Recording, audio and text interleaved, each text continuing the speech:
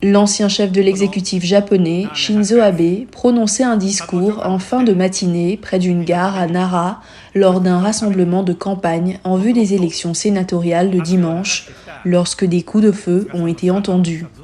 À l'annonce de l'attaque, son épouse Aki Abe s'est empressée à son chevet, se rendant dans la ville de Nara.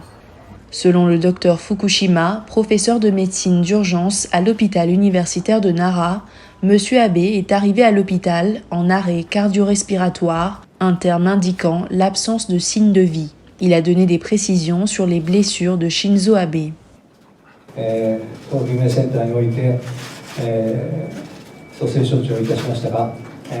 Notre hôpital a tenté de le réanimer. Cependant, il est malheureusement décédé à 17h03, 8h03 GMT.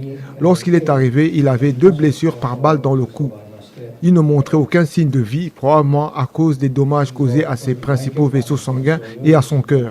Nous avons procédé à une transfusion sanguine et essayé d'arrêter l'hémorragie, mais il n'a malheureusement pas survécu.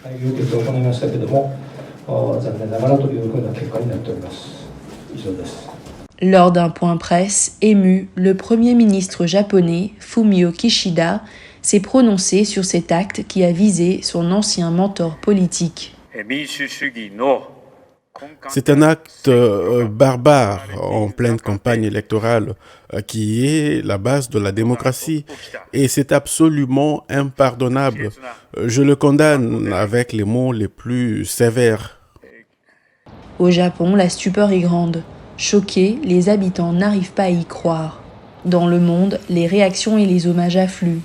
Le Premier ministre canadien Justin Trudeau a salué la mémoire d'Abe qu'il a qualifié de grand visionnaire.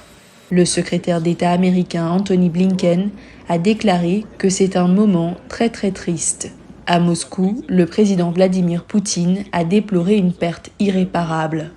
À Bruxelles, les chefs de l'Union européenne ont dénoncé le meurtre brutal d'un grand démocrate et l'ONU a observé une minute de silence en hommage à l'ancien Premier ministre japonais Shinzo Abe.